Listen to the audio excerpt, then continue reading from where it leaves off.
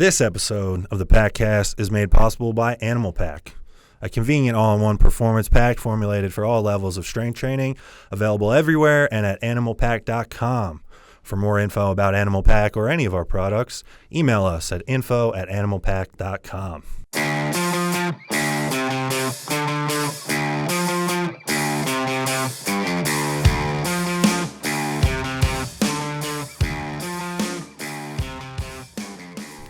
All right, welcome back to the Animal Pakcast. This is the second edition of the Ask Animal segment. Joining me, J-Dog, G6. My name is Joseph Percher. We're going to jump right into the questions. We got a ton of questions the second time here. I appreciate everybody that wrote in, so we're going to jump right into it. First one we got, this is a guy that wrote in the first time, and he reached out because we didn't answer his question. But we got you now. I got you now. So at CottonHill28 wants to know how to train around elbow and forearm pain / tendonitis. G6, what can you do for the man? This is something that we deal with this. Everybody's dealt with this. That's going to the gym multiple times a week. I would say that there's no magic answer. There's no magic formula for that. It's warm up with a lot of light reps. So if you're trying to warm up your triceps because your elbow, you're going to want to do maybe something like a rope push down and very light, maybe 20 to 30 reps in the first set, 30 reps in the second set, really working and get the oil moving in there. I like to use, if I have real bad tendonitis, Jason, remember the blue lotion, the liniment? It's fantastic stuff. It's like horse liniment. Yeah, horse, and I rub it on my elbows, on my knees and stuff. You smell like a freaking peppermint patty walking around the freaking gym, but whatever.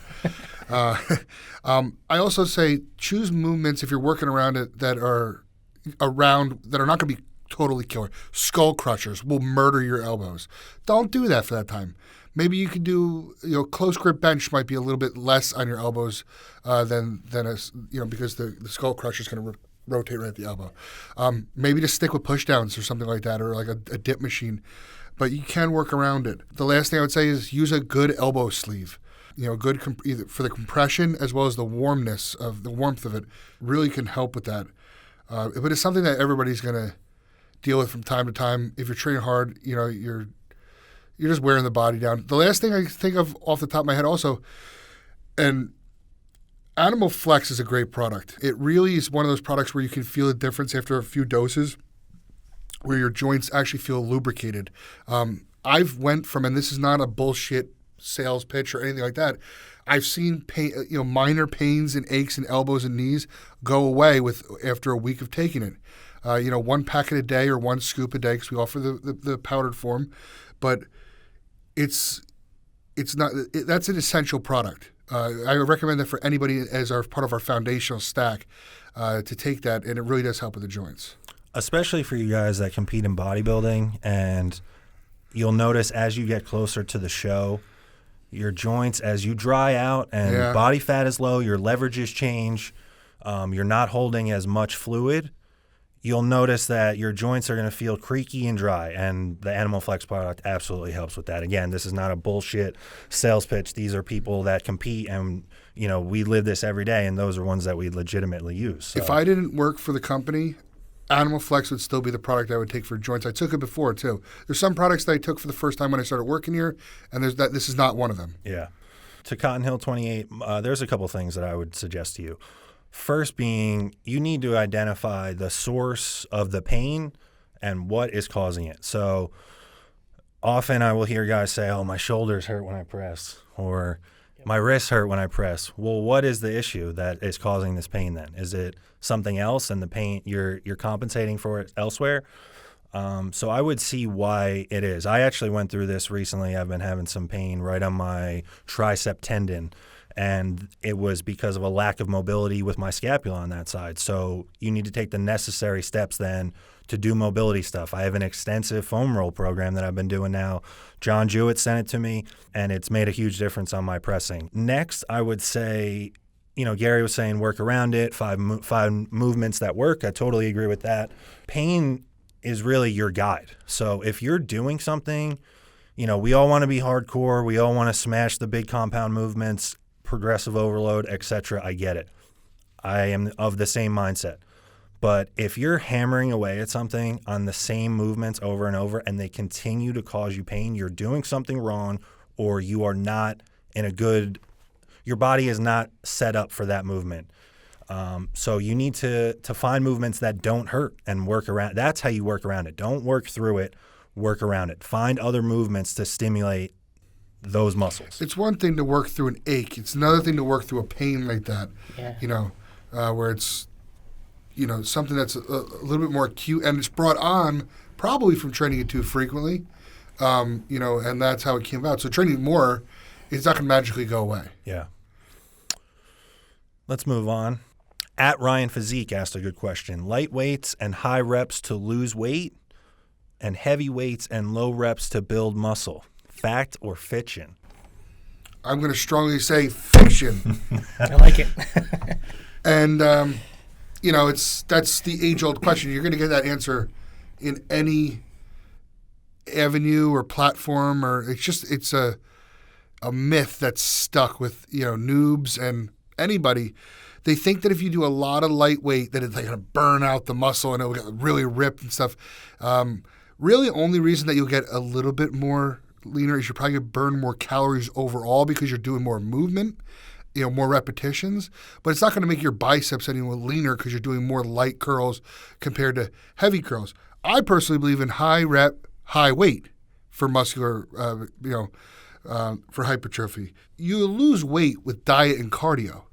That's where you're going to lose the weight from. That's just almost a separate section of training. You're training to break down the muscle fibers so that afterwards you can build them up and you can have bigger muscles. So I think that people are still stuck on the training dictates what you look like. And it's not their fault. It's what they've been told or what they were led to believe or not corrected on when they were started off. But, it's not true. You're going to want to find a rep range that works for you. Right now, Joe and I, when we train legs, we don't go higher than 15 on a top set. If we're doing a lot more than that, we add another plate on.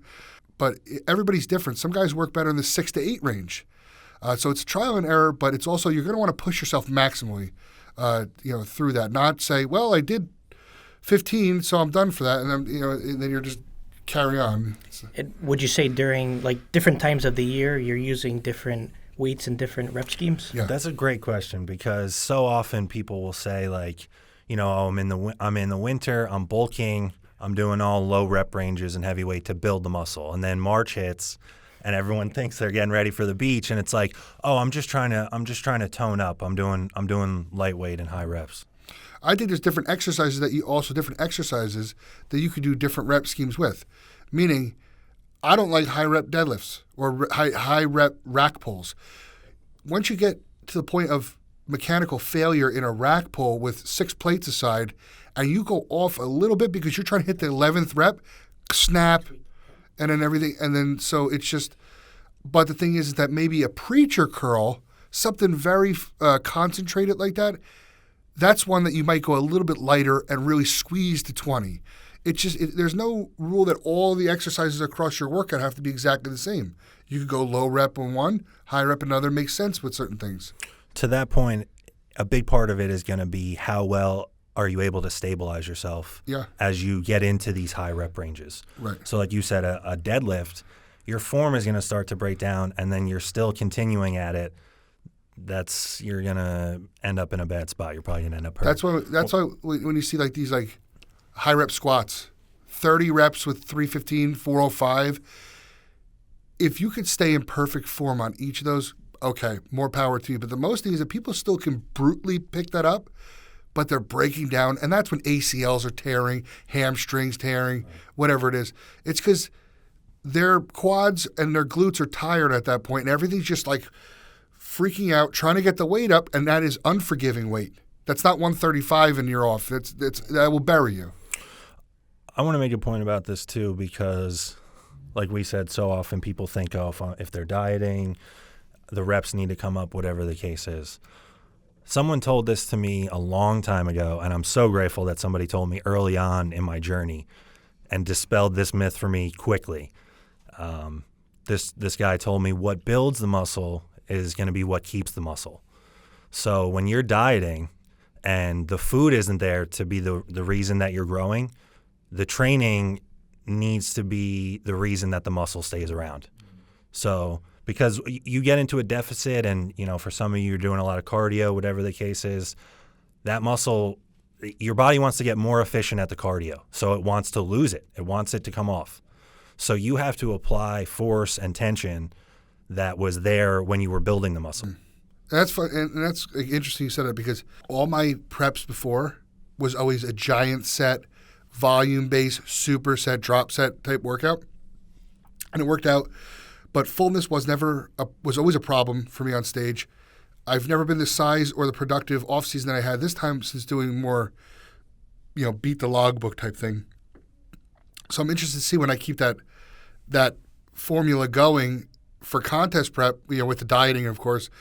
It should yield a much different look. I might throw in some more drop sets here and there, especially on arm days. I like that stuff, but like back day, keeping it heavy like that, leg days especially, because I've always watched my legs disappear, and I don't expect that to happen this time. I think too, you made a good point. Exercise to exercise, even body part to body part.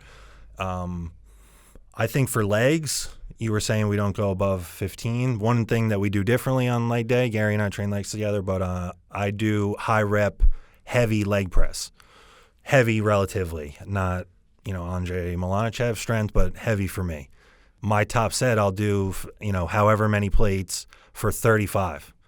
And your legs can handle it. Like, your legs are half of your body. They need to be pushed, and they can handle a lot of load for a lot of reps. I'm not barbell rowing 315 for 35. Something is going to tear. My form is going to be terrible. And to my point before about stabilization, I do that on a leg press because I'm locked in. There's safeties. I have this guy spotting me. Everything is in order to where if anything breaks down, the set ends safely. So yeah, that's my point on that. Do you have anything that you want to add about that? No, I think you guys pretty much covered it in terms of the different schemes that you could do. And What's just the being highest- smart with the body parts. What's the highest reps you go up to? The higher, since I'm training specifically for powerlifting, it depends. If I'm getting ready for a powerlifting contest, I'm going to keep it low. I'm going to go from 6 down to 2 reps, and then I focus on the 1 rep at the contest. But in the off season, I want to put on size, so I'm going to add some more reps into the mix. I'm going to make sure that I'm training arms, triceps, different things So like that. are you doing more like power building then in the off season? So power building, Yeah. exactly. Still But- focusing on the main lifts, but incorporating more bodybuilding. Hypertrophy elsewhere with other Absolutely. movements. When you're in prep for a competition, will you have 3 days and then an accessory day? Pretty much, because Okay. you want to minimize And what you'll do, stress on the body. What will you do, like an accessory day, like shoulder press, like a military press, and like triceps and stuff like that? It depends each powerlifting cycle. Like if I'm weak in my bench, which I am, I'm going to focus a little bit more on making sure I have tricep work and shoulder work done so that I can support the bench. We get a lot of repeat questions or questions that have carryover from one to the other. So we lumped 2 of these questions together because it's a similar topic. We wanted both guys to get a shout out. So at Jakequadhamer asked, what are some strategies to improve muscle recovery? And then 5 Hiko 102 asked, can I work out 6 days, then 1 day off? Or should I take 1 day off every 3 days? So both recovery questions, but a little bit different. So G6, I'll kick it over to you. First, talk about some recovery strategies. Recovery was always something that I never really paid attention to or implemented until this off season. And once I did, the results spoke for themselves. Shut the fuck up. It's the goddamn truth. No, I know it's the but truth. but I had preps. Recent times I trained 7 days a week. I counted at one point, like lifted weights 7 days a week. That didn't include the cardio. I lifted at the 2017 prep 109 days in a row without a day off. It was just autopilot. They weren't good training sessions. They were just get it done. And it was what I was told to do. And it was a mistake. I just, I follow when I'm told things to do. But I'd say for recovery, train less days a week. There's no reason even somebody should. I would say for a contest prep, because you want to burn more calories, go 5 days a week for that, 2 days off. But there's a lot of magic in training 4 days a week on off season, and that's one of the biggest things that I did this off season was I have 3 days off during the week. At first, I thought I was going to hate it. I actually really like it now. I got the idea. Dorian Yates once said that when he would go to 5 days a week, his physique would get worse, and then he would move it back to 4 days, and it got better. So there's his recovery. That's a lot of trial and error with that, but I would say train less days a week. I see a lot of fluff bullshit going on for each exercise. I have clients that I constantly yell at that they're doing 4 to 5 sets for everything, but they're already warmed up. If you warm up, say 4 sets on a V-bar push down for triceps, and then you could do, by the time they're fully loaded, they gorge with blood, and then you're going to move over to skull crushers. Get one feeler set out of the way, where you just feel the weight, and then get to your 2 working sets or 1 working set, whatever setup you have. But they're doing that, and they're going to ramp up to 5 sets of that. Then they're going to go to 5 sets of overhead extensions. No need for it. Just hit your top sets because those fluff bullshit is going to break down. That's going into the time that your body will recover. So it's like kind of get in and get out in the gym and go home and rest. And I think that the younger generation especially is just clanging and banging. And I was that guy. And I also, this is, hopefully somebody takes away from this that they could stop the mistakes that I once made, that maybe they can grow at a faster rate. Yeah, to the point of recovery strategies, it's same thing for me. I've just recently made it, maybe within the last 2 years, something that I've emphasized. Maybe as I get older, it doesn't snap back the same. But you see such a difference. And then with the way that we train, rest and recovery is so important because, like you said, if you're training 4 days a week, yeah, that sounds great. You're getting a ton of rest. But what matters firstly, if you are training 4 days a week, you need to be hammering it. Yeah. And I don't mean, like you said, I don't mean 30 sets. I mean you go in and pick 4 movements that you really connect with, that really challenge you, and you get through 4 top sets that you are crushing. Mm-hmm. And you leave it all in the gym, and then you go home and eat, and you rest and you recover. That way the next time, like you said, you went 100-something days in a row, I would be willing to bet by day 30 or earlier, you hated going to the gym. I hated going to the gym. So that's a big marker. When I have clients, I leave it open to where the splits are numbered. Instead of by a day, it's numbered. Because if you get to workout 4 and you're supposed to be doing workout 4 today and you're crushed from the first couple days training, today's a rest day. I don't need you going into the gym and hating it and going through the motions. I want my clients and everyone to be excited going into the gym. You should feel aggressive. You should be thinking about it all day. Like we sit at our desk all day, and all I think about is training. Just don't tell that to our bosses. But I'm a little different when I coach people because I like them to go on certain days. The reason for that is I don't think that a lot of people are that good at judges if they're too tired. I think that they'll be like, I could use a rest day today. Really, can you?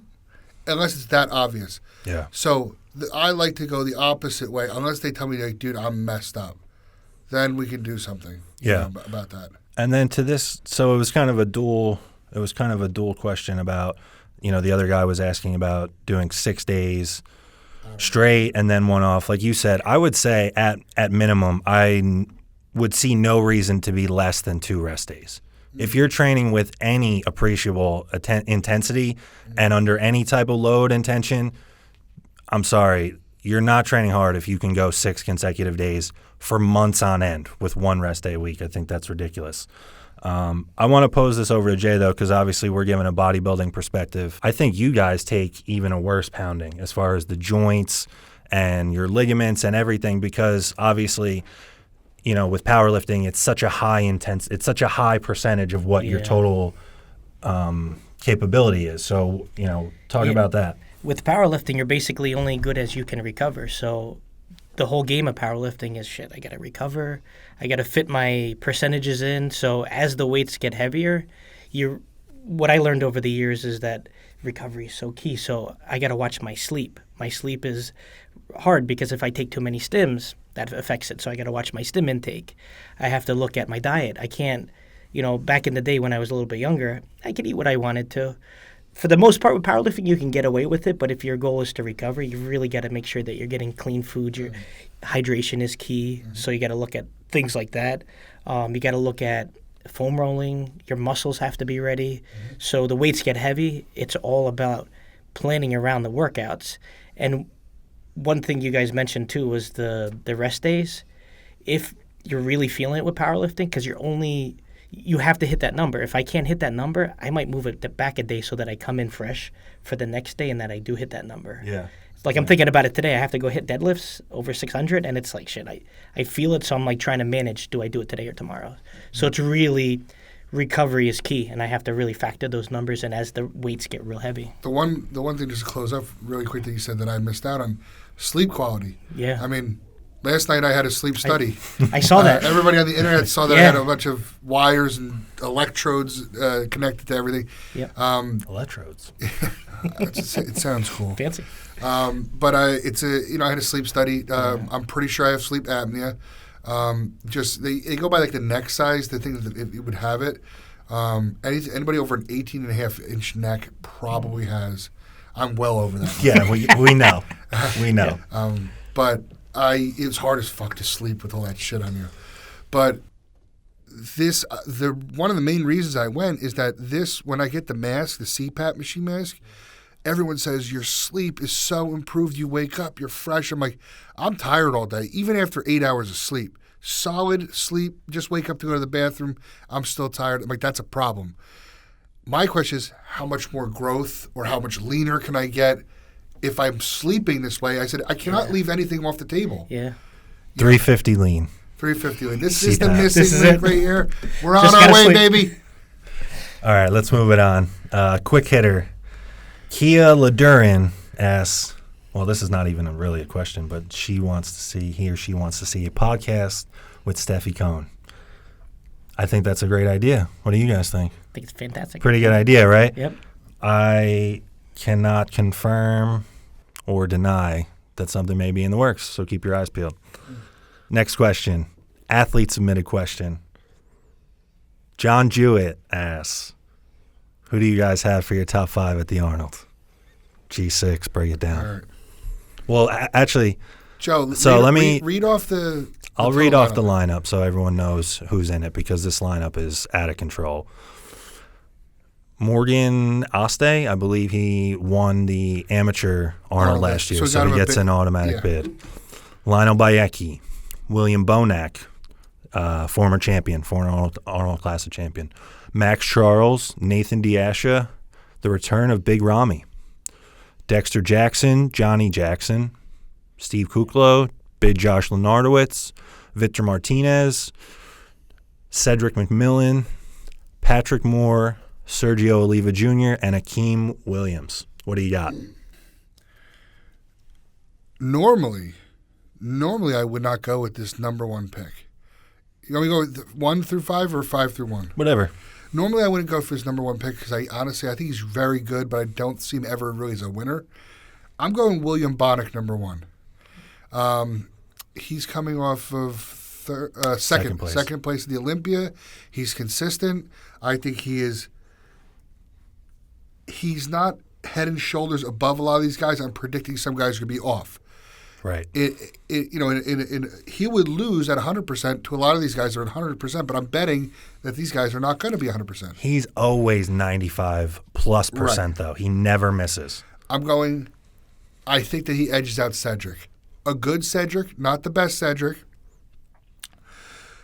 And the only reason I have Cedric in this spot is because Cedric tends to do better earlier in the year at the Arnold than at the Olympia. I will never bet on Cedric at the Olympia.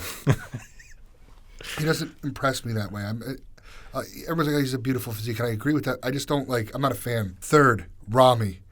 I think Ramy's going to be a letdown. I think he's in shape. Third place is a letdown? For him, he should be winning this show. He should be winning the Olympia. Yeah. You know what I mean? He should have. Phil Heath didn't compete. Last year he didn't compete either. He should have. I don't know what was going on, but he should have. This is a top 3 Olympian. He should run through this lineup, and he's not.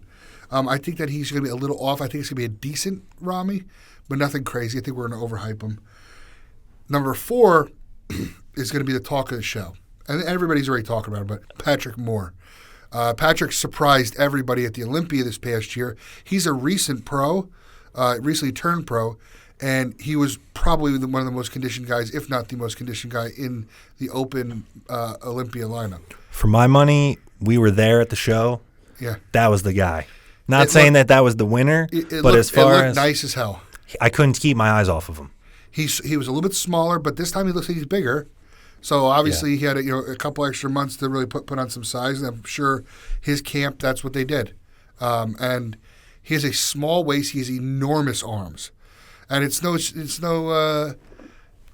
ironic or coincidental that he's been training with Phil Heath. Right. They look like Phil's arms. They look like Phil's arms. They stand out like Phil's arms, and I'm sure Phil knows that. Yeah. So they were trained together. And for 5th place, I have a Dexter Jackson. People still The Blade. The Blade, and he's I believe a 5-time Arnold Columbus champion amongst other Arnolds that he's won. Right. I think he's got 9. I think he has if you count all the other international ones, he's got the most. It might be 9. He might have won, I forget the combination, but I think he has 5 Arnold Classic Columbus titles. I do think that Dexter's physique is waning a little bit. A little bit. It's a little, it's finally catching up to him. I still think that he sneaks into 5th here over the likes of somebody like an Akeem Williams. I think he's going to be on. I'm not sure actually how Nathan's going to do. He had a rough year last year. Well, he won a show, but yeah, rough year with everything going on. Yeah. What do you think about Lionel Bayeki? We talked about it before. If Lionel Bayeki shows up as the best ever Lionel Bayeki, 100% peeled, that's the guy that wins the show. Let's not get this mistaken. You think he's lazy or you just can't figure out the formula? Because I heard he was lazy. I can't speak to that, but what I will say is if I was his coach or someone that loved him or someone that was around him, he would be doing heavy hamstring and glute work 4 days a week. He would maybe do upper body 1 day a week, everything, and then rest twice. Because his hamstrings and his glutes, his back shots, the conditioning of the back shots is preventing him from being Mr. Olympia. His back itself is a little weak too. Yeah. His hamstrings and glutes are really weak. Yeah. But his front shots, he looks like I don't want to say a smaller version of Kai Green. I think he's a bit taller, but he has that same bubbly. Smaller waist, for sure. Yeah, I think he has the same bubbly feature. And it's just like, you and I don't have genetics like that. We never will. But we see guys with this and they're wasting potential. I'm like, man, what if with our work ethic, with that? Who knows, though? Would we have the work ethic if we had genetics like that? Yeah. What comes first, the chicken or the egg? Also, he may be doing every single thing that he needs to do, and it just doesn't come in. Some people, who knows? Some people just don't lose fat the same way that other people do. And it doesn't look the same on everybody. Yeah. What's yours? I got, I'm going to throw in some suspense and go from 5 to 1. Very big lineup, very physically big lineup. A lot of big guys in this lineup.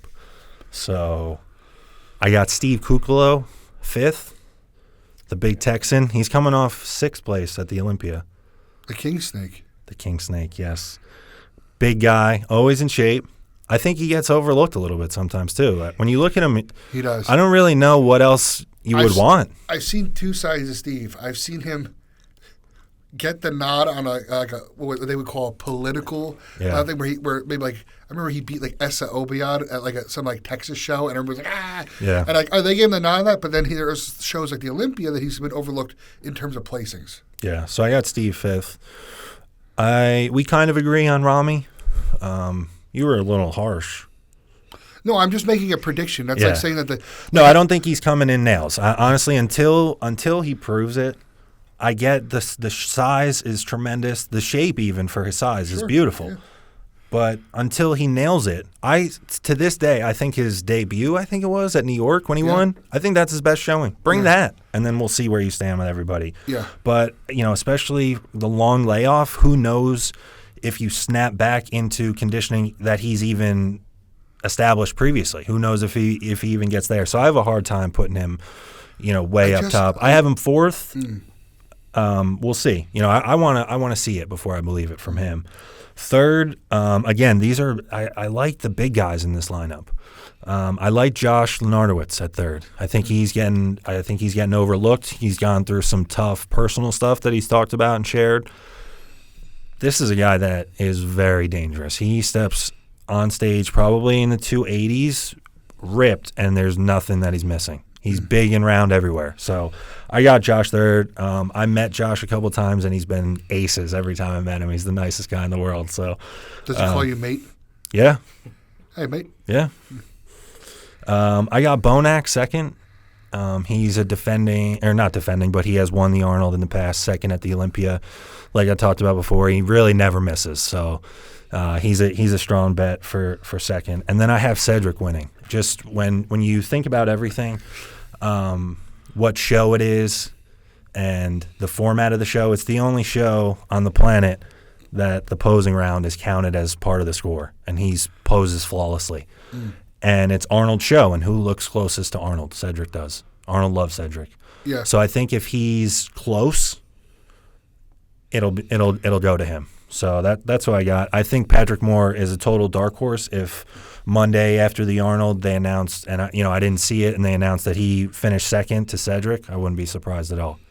I think the sky's the limit for the kid. He looks phenomenal, small waist. His quads are nuts too, and he's ripped at 4 weeks out. So much so he stopped posting pictures.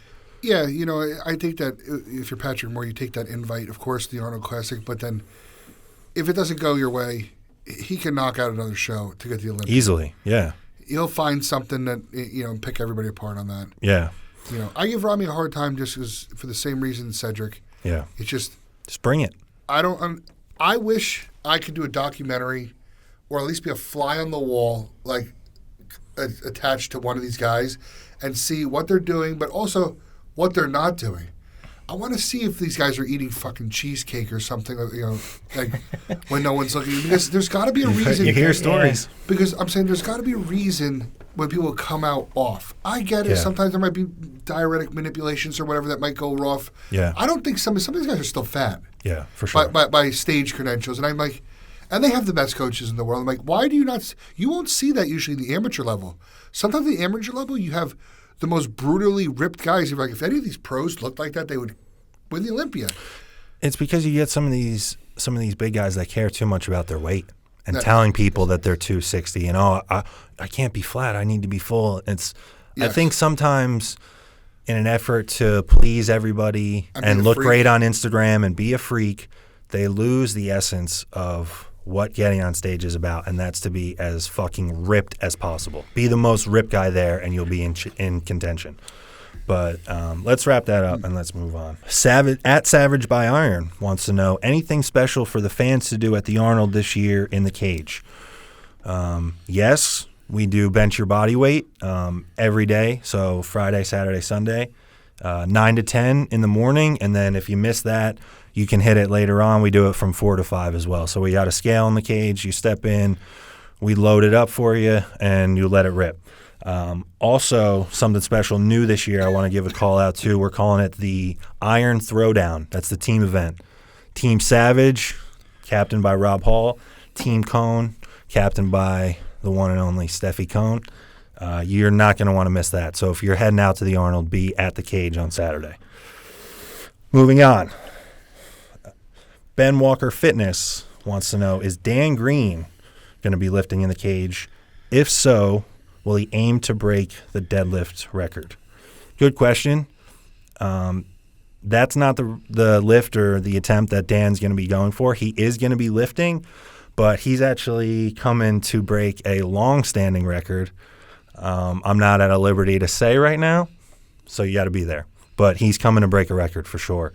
And then side note, we have a different athlete that for sure is going to be breaking the deadlift record in the cage. So you're not going to want to miss that. That'll be Saturday as well. Dan and this other athlete, both Saturday.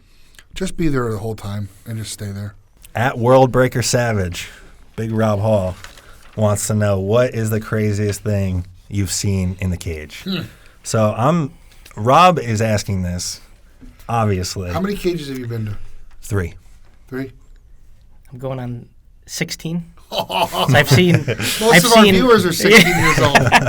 I've seen everything but the 2002 one. Okay.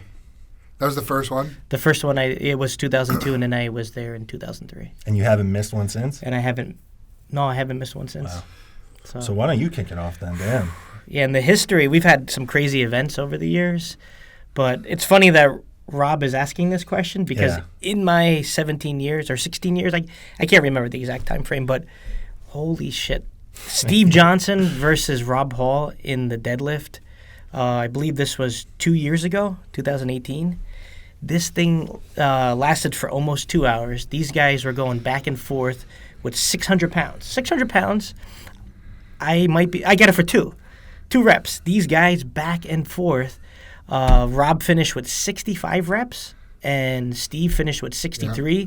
And the only reason they stopped was basically Steve Johnson ripped the shit out of his hands. He couldn't hold the bar because it was basically all the underlying skin underneath was there. Yep. And then Rob had to go to the hospital because he was treated for rhabdomyosis, which is minor liver damage. And he had kidney damage. His CPK levels were over 40,000, which is insane. Dude, that's very dangerous. These guys, you do not want that kind of inflammation in your body. They risk their life. So in the history of the cage, I've never seen anything like this. So that stands out. I was there, and it was crazy. It was absolutely nuts. But I'm saying Rob was laying there, and I was like, all right, it's 30 minutes later. And I'm like, enough's enough. We got to move on. And then I see the stretcher come in. I'm like, this guy's going to the fucking hospital. Yeah. Dude, that's crazy. It was nuts. That's when I knew it was real. Yeah. To highlight that, that was one of my craziest ones. They did 65 head to head. So one guy went until the other one tapped. That wasn't 65 reps. Yeah, not in a row. Set. Yep. That would be the most insane thing ever. Still though. It was insane. Nuts. The crowd was that we had the Titantron, the Jumbotron. Everybody's watching. I think the whole expo was by our thing, and I've seen different levels of crowd at our cage at different times, and that was a mob scene. I think people were just walking over at that point. Yep. But I'd say for me, I have 4 listed. One of them being Rob, so I'm not going to repeat that. But the one was the 2015 cage. Derek Kendall, who was a powerlifter, big. He had to be about 350 pounds, about 6'3". He seated military pressed 495 for 5 reps. Seated shoulder pressed with the barbell for 5 plates aside for 5 reps. I've never seen anybody. Yeah. And of course it's impressive to me. I'm as a bodybuilder, but I'm looking at the other elite powerlifters in the cage, and I saw Dan Green's face like this, and when he's making that face, something serious is going on. The other one, 2015 also, Cade Weber, who was a sponsored athlete with ours, 700-pound deadlift for 11.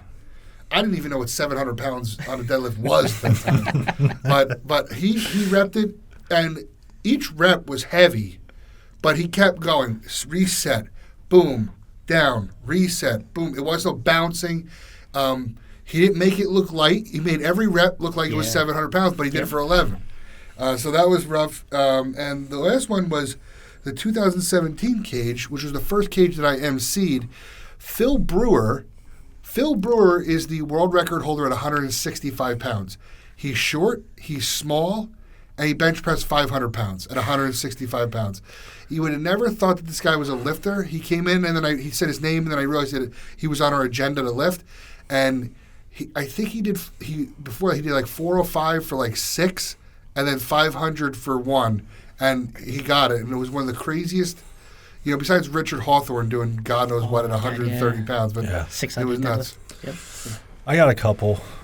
So I was actually at the cage as a fan, not with the company. I worked elsewhere in a different career, and I went as a fan and witnessed Rob and Steve Johnson go back and forth. I know Rob asked that question, hoping that one of us would say that was him. But I can't say that because I was way outside the cage and it was a mob scene. So I wound up watching it on the Jumbotron. The crowd was crazy and everything, but I didn't get a great look at it. Last year, I have 2 from last year since you did 5 or however many you did. 76. Because I was physically in the cage right there. Joe Sullivan squatted 936 on that transformer bar. And 2 weeks prior, he had ruptured his bicep. I don't know if you guys remember this. So he was supposed to squat, I think, regular back squat, and tore his arm up. So then did 936 on this transformer bar. To this day, one of the craziest things that I've ever seen. The other one has a little bit of a backstory. So Andrei Milanichev is one of our sponsored powerlifters. former all-time total holder, number 2 now, 1,000-pound squat or whatever. It is a known thing that Andre does not veer from his training for the cage. So if, according to his training, he's supposed to squat 405 for 3, that's what he's doing. And so Yana is his partner, and she translates for him. And before the cage, she told us Andre is going to do 800 for 1. So, okay, yeah, 800 is in the grand scheme, that's a hell of a squat, but for him, not that exciting. And then as he's loading it up, she comes over to me and she says, Andre thinks he could do 900 for a few.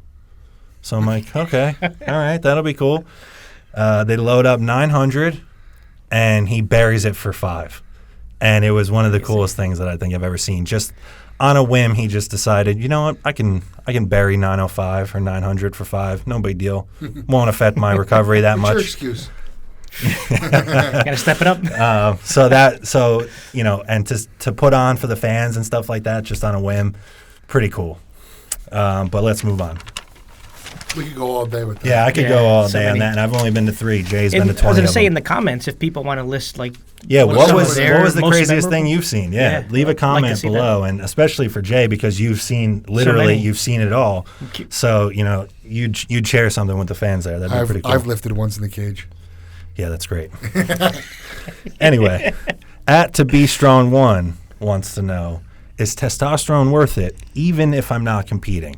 Now, I checked this guy's profile out. He is 19 years old. So he wants to know if he should be injecting testosterone at 19, even if he doesn't plan on competing ever. Here's what I'm going to say. And Jesus Christ. Freaking throat's all fucked up. At 19 years old, I'll be transparent. At 19 years old, I did my first cycle, which was just testosterone, a very low dose. In retrospect, it probably wasn't the right time. I was a college kid who had been lifting for 2 years, so a lot of these guys, that's the first step that they're asking about. They just joined the gym, they get their protein powder, and then they want to know about the steroids. And that's too soon. I was still training naturally for 2 years. I knew, all the types of programs and stuff like that.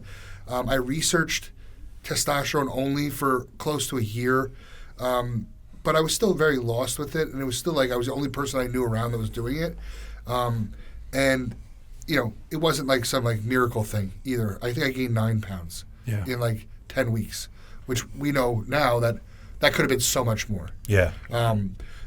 I had no intentions of competing. I really started turning that on more around my senior year and then definitely after. So I'm not going to say that this guy's an idiot for asking this question. That's absolutely not. It's a very valid, especially at 19 years old, maybe seeing that other kids are doing it, but he should be educated on it first. He needs to research his stuff first. I would, personally get blood work done to see where he's at. And what I mean by that is sometimes I could tell if you have genetic issues. If your cholesterol at 19, I don't know what he looks like, but if his cholesterol's fucked up, steroids is not going to help. If he has a family history of heart disease, right, maybe you got to pick another path, man. We just known plenty of bodybuilders that die from that. I'm not saying this cycle would, right, but this stuff snowballs into a full career, and then you're 20 years down the line, and then you drop dead in the gym. So you don't know where this is all going. You just want to give him the good advice in the beginning. He needs to see where his optimal levels are. Pending he's a normal 19-year-old, he might have testosterone levels of 700, 800, whatever. 1,100. Yeah. And might be through the roof. If he can look at a weight and grow, maximize, he wouldn't even probably see that much more from taking a low-dose testosterone. Right. It'd be a lot different if the guy was 55 years old and his testosterone was 100. So those are the things that I would ask him first. Is just, I'm glad that he's asking about it. I'm glad that he's researching it, and I'm glad that he's just mentioned testosterone. Because damn right that too many kids are like, should I take test trend? Because that's like a buzzword. And it's all the memes. All of the trend hard. You guys have no clue. Okay? You have no clue. This is dangerous stuff. Yeah, it needs to be respected. You need to respect it, not make T-shirts about it. And it's not also something to be gloating about Right. in the gym. The guys who have trend hard in the gym have the worst physiques. We don't talk about it. We're just there to train. Yeah. Everything else is background. But, it's just, I personally would recommend people that have never taken anything, if they don't plan on competing and they just want to look good on the beach, I would probably say to stay the natural route up until medically they need help. Say even that could be 35. It doesn't have to be 55. Right. It could be 35, and they could go in, and a doctor could give them a safe amount that's medically, just to make them feel like they're 18 years old. It doesn't have to make them freaking Superman, but that's the way that I would go if you were not competing. If he was saying he was competing, I would make different recommendations. Sure. Yeah. I'm going to mirror a lot of what you said. I think the blood work is a huge thing. I think at 19, unless you are just completely tanked and you're an anomaly for a 19-year-old kid that has low testosterone naturally and a doctor prescribes it to you, again, I know it's going to come up. I was looking into it and researching it at that age too, and I'm going to tell you now, you're too young, point blank. Unless a doctor tells you otherwise, you are too young. I would say you're too young, even if you were going to be competitive. If some 19-year-old kid came to me and said, "Man, I got big plans. I want to be 265 one day on stage," I'd say, "Great, let's get your diet down. Let's see what you train like. Absolutely. Let's see how hard you train." And I mean, I get those kind of questions all the time, and it's like, dude, we have if somebody said, "How do I be like you?" I'm like, we have a whole decade in front of us. Yeah. That's not something that can happen in an Instagram DM. Yeah. And I'm not being preachy and naive about it. It's going to come up as soon as you get serious about the gym. It's natural. You're gonna want to know about it. You're gonna see kids in the gym that 22-year-old suddenly got real strong or whatever the case is, and you're like, man, fuck that guy. If I went on gear, I would look, X amount better. I'd be X amount stronger. I'm just telling you right now, that's too young, and especially if you're not going to compete. You get, like we talked about, you get your blood work done. It's another story. But my 2 cents is, you need to wait. And truthfully, my most honest opinion on this, if you have zero plans to compete and you just view this as a shortcut for the beach, you need to sack the fuck up and look at everything else. Is your diet in check? Are you living and dying in the gym? Or, Sunday when your mom cooks lasagna, you smash that and the meal plan goes out the window. Because if that's you, don't even talk to us about gear, because that's ridiculous. You're asking questions too far advanced for you. Yeah. And not a true bodybuilder, a true athlete, that will drive them nuts. Yeah. When people come to me, they ask about insulin. I'm like, there's about 7 conversations that we have to have before that you just skipped over, and that's insulting in a way. Right. That's a bit insulting, because we took all those steps to get there. We drilled our diet that we don't miss. We don't miss our workouts. Right. And then, we do the extra shit, but like I'm saying, when these it's icing on the cake. The cake needs to be baked to perfection first, and then you can put the icing on it. Right. It's just that, I think that they see the 22-year-old phenoms on stage. Those are anomalies. Right. And in some senses of the word, this is going to sound brutal, you might not want to be them. Right. They're in a world of hell, and they might even admit it. Yeah, and they're some of those guys are pushing ridiculous amounts. So we don't know. That's my 2 cents on that. You heard from Gary. This guy over here is super natty, so we're not even. You don't want to hear from him. me. Build your foundation. That's the key, and that's then it. Whatever decision you make after that, that's for you. All right. At Amador Fitness wants to know. This is a good question. What separates Animal from other supplement companies? Great question. Very good question. I'll just lead off saying that, there's a lot of sales and marketing companies out there, but with Animal, we've been in the business for a long time, and we pride ourselves on making everything. We do everything in-house, from the labels to making all the products here to even the finished product testing, so that you look at the back of the product label, you can be guaranteed that what's on there is in there because we've tested it and we've gone through the whole process, and we have strict control processes here. So, and I to add to that, and it's not to add to it, to go on the opposite way. Yeah. I love the products here. I use most of them, or have used most of them in different phases. I like the no-nonsense message. I like our marketing message more so than even the products, and I love the products too, but I love the no-nonsense, hardcore, lifestyle. It's not for bullshitters. I like that when we walk into the Arnold Classic, we're like the bad guys. We're the nice guys. Everybody's part of the family, but it's like, here come the bad boys. We wear the all black. We got the cage. We have the hardcore music going, and that is just a microcosm of what the entire brand is. And that's what I like. I identify with that. I identify with the dirt floor gyms. It's just in a sea of shitty freaking rave companies and all this shit. I mean, if anybody's been to these expos, they see it. And soft. Nobody wants to get big anymore. I mean, we embrace all that niche thing. And if you're into that, like, you could come with us. Yeah. And it's like, that's what I like. And as many people know, I do a lot of the writing for Animal. And then people see I do writing on my own Instagram.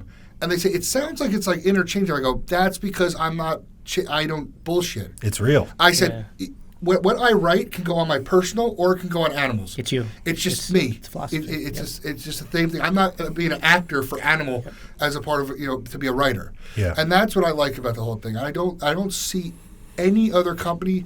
There's a few that are close, but like all these like techie companies, I can't see myself ever working for them. Yeah. I just don't like that about them. I don't like. We are inclusive, but we still preach very outlandish feats. You know what I mean? We don't want to. You know what I'm saying? Yeah, I know what you're saying. All right. To your point, though, I think we do a good job of everything aligns. So that's our message. And guess what? You could go up to any of our athletes, and that's going to be the message from them too. Yep. They're going to look you in the face and not give you any bullshit, not give you any sales pitch. They're going to say, "Yeah, I use these fucking products because they work." Yep. Maybe we have other products that I haven't used, but the ones that I use, I trust them. Mm-hmm. I know who's making them. Yep. I know what's in them, and they fucking work. And that's it. I remember Evan cut a video probably about 2 years ago, and it was him sitting in his backyard at his picnic table. He said, "They've never told me to ever say, hey, it would be nice if you can pitch this or push this product, that even though you don't use it, or say that you use it." Never. Not once did they ask me that, and that's true. When you see John Jewett's stack, that's John Jewett's stack. Yeah. We actually text them and say, "What's your stack right now?" Yep. It's just, we do that for real. And authenticity is a huge thing. It's probably most of it. Yeah. It doesn't, just because to be Animal does not mean that you have enormous muscles or you have world-class lifts. There's a lot of people, that don't, but they are animals in and of themselves. Whatever they do in life, they do it hard. They're committed and they're disciplined. And that does it for the second installment of the Ask Animal segment as part of the Animal Pakcast. I want to thank everyone again that wrote in questions. Please leave us your feedback on the YouTube video or questions for the next time if we didn't get to you guys. Also, next week we will be at the Arnold. We are booth 2001 for the shop, and the cage is booth 2101. So if you're going to be in Columbus, come check us out. We are Animal.